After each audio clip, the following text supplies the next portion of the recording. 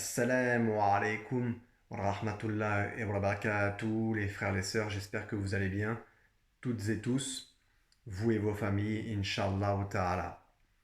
Bismillahirrahmanirrahim, alhamdulillahi rabbil alamin. Une petite vidéo concernant une sourate que j'ai appris récemment et que j'aime beaucoup la signification et la puissance du message en peu de ayats, en peu de versets. Donc c'est la sourate Ash-Shar. Alors, Alam nashha laka sadrak wa wada'na anka wizrak alladhi anqada dharrak wa rafa'na laka dhikrak wa inna ma'al usri yusra inna ma'al usri yusra فإذا فرحت فانصب وإلى ربك فارغب. Alors cette sourate, la sourate donc selon une version rapprochée qui est la sourate donc de l'affranchissement, qui reprend fait historique du lavage du cœur de notre bien-aimé prophète Mohammed sallallahu alayhi wa sallam. Donc cette sourate elle commence par ce ayat qui dit Alam nashha laka sadrak. Donc n'avons-nous pas affranchi ton cœur? Alhamdulillah. N'avons-nous pas affranchi ton cœur? Allah, accompagné bien évidemment des malaïkas, de ses anges. Donc le cœur de notre bien-aimé prophète Mohammed sallallahu alayhi wa sallam a été lavé de tout péché, de toute bassesse.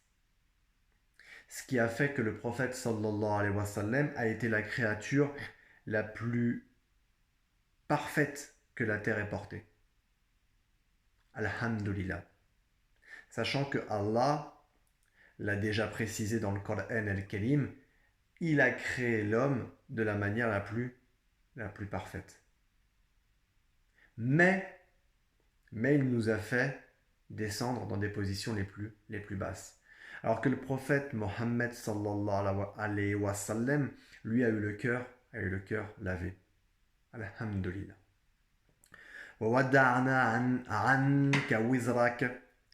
Nous t'avons débarrassé de ton fardeau. Nous t'avons débarrassé de ton fardeau.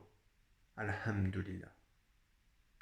Sachant que comme tous les prophètes alayhi salam, ils ont eu une mission. Ils ont chacun eu une mission.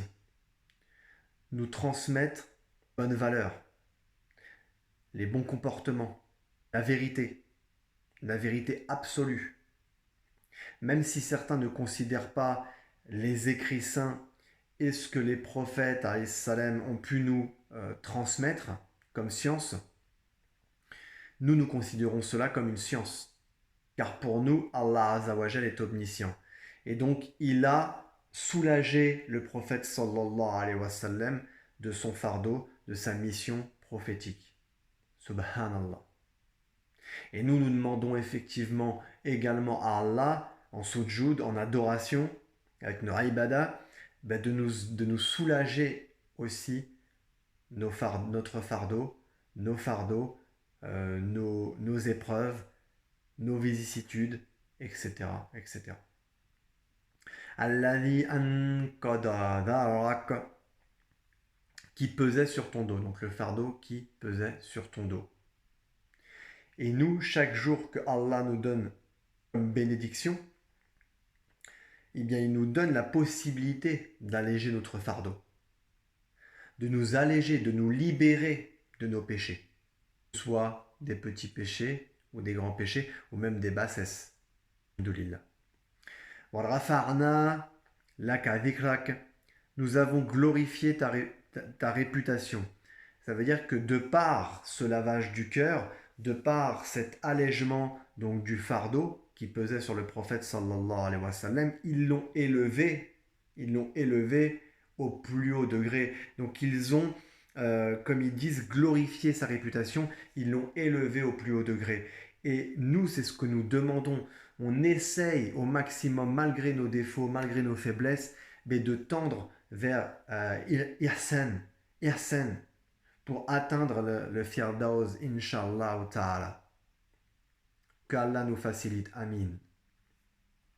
Fainna. Alors là, ce sont des versets, deux versets qui se répètent, et j'aime beaucoup cette profondeur. Pourquoi? Parce que Fainna ma'al usri yusra. Le bien-être suit toujours la difficulté. Et c'est vrai qu'aujourd'hui, on a tendance à vouloir absolument tout de suite.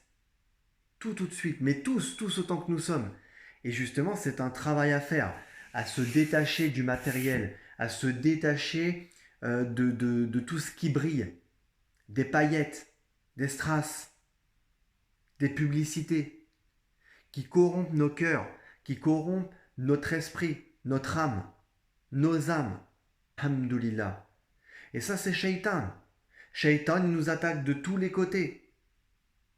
Donc quand j'entends des frères et sœurs me dire ça c'est Dieu qui donne, attention, attention à cette phrase-là. Parce que Allah donne et Allah reprend, Allah al-Razzaq, il est le grand pourvoyeur, mais il reprend aussi. Et puis il peut nous donner des choses qui sont un mal pour nous, éprouvé. Et nous on pense que c'est un bien. Moi j'ai déjà entendu des frères et des sœurs, sans rentrer dans les détails, dire c'est Dieu qui donne, alors que ce qu'ils font, c'est pas noble. Ce ne sont pas des actions nobles. Donc attention, et effectivement, inna ma'al usri yusra, donc le bien-être suit toujours la difficulté. Il faut toujours un peu de difficulté pour savourer la facilité. Alhamdulillah. Faïda farahta sob. Lorsque tu finis ton labeur, ce ayat, je l'aime beaucoup aussi. Lorsque tu finis ton labeur, c'est vrai qu'on est occupé. On doit travailler, on doit subvenir aux besoins de la famille, des voisins, des pauvres, etc. Quand on a les possibilités, quand on a la capacité, la possibilité. Mais c'est vrai que lorsque tu finis ton labeur, donc dans une version rapprochée bien sûr, lorsque tu finis ton labeur, redouble d'efforts dans l'adoration de Allah.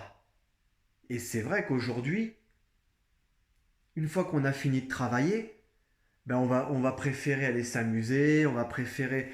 Et y a pas... Voilà, après, il y a des frères et sœurs qui vont s'élever en degrés, donc on va essayer de faire en mieux chaque jour, on va essayer vraiment de s'intéresser, mais j'en connais qui n'ont même pas lu, que ce soit en français, en anglais, le mieux c'est en arabe bien sûr, al-Arabiya, mais certaines personnes n'ont même pas lu le Coran en entier, même pas une fois. Et quand je dis certaines personnes, musulmanes. Donc redoublons d'efforts un petit peu chaque jour, un petit peu chaque jour. La constance fait partie de la foi. Et le prophète sallallahu alayhi wa sallam nous demandait d'être constant seulement. De ne pas trop en faire, de ne pas chercher à être Bien sûr, il faut chercher à devenir pieux, vertueux, voire même saint, Inch'Allah ta'ala. Mais ne pas se mettre la pression. Alhamdulillah. Mais d'être constant. D'être constant. Et de profiter du temps qui nous est donné. Et de la santé qui nous est donnée. D'accord? Ça fait partie des 5 grandes choses que Allah nous a données et dont le prophète sallallahu alayhi wa sallam avait dit profitez avant que vous n'ayez plus ces facultés. Alhamdulillah. Wa ila rabbika farhab. Donc, et va enthousiaste à la rencontre de ton Seigneur. Donc bien sûr, il faut il ne faut pas qu'on ait le cœur noué. Et d'ailleurs, quand on a le cœur noué, c'est ce qui fait qu'on va progressivement ne plus prier, lâcher la prière totalement, ne pas s'intéresser au Coran el-Kelim. On l'a dans le salon, mais il est juste pour décorer. Donc voilà. Donc redoublons d'efforts. Dès que nous avons du temps libre, redoublons d'efforts. Et soyons patients, même si on vit des épreuves qui sont plus ou moins dures. Mais là, Allah ne nous éprouvera pas plus que par rapport aux capacités que l'on a réellement. Donc, remettons notre confiance totale à Allah Azawajal. C'est vrai que des fois on est pris par la dunya, on est pris par nos projets professionnels, on est pris par le stress, on est pris par l'appréhension. N'appréhendons pas. Allah Azzawajal nous donnera notre subsistance, Inch'Allah Ta'ala. Plus nous tendrons vers Allah Azzawajal, plus il nous éprouvera, c'est certes, mais surtout il nous donnera raison. Et c'est ça la vraie richesse du Qur'an al-Karim, c'est que par la patience et la persévérance et la constance, Allah nous donnera raison tôt ou tard. Que Allah nous facilite la compréhension de sa science, que Allah nous élève en degré, Inch'Allah Ta'ala, Amin, que Allah prenne soin de vous, mes sœurs et frères.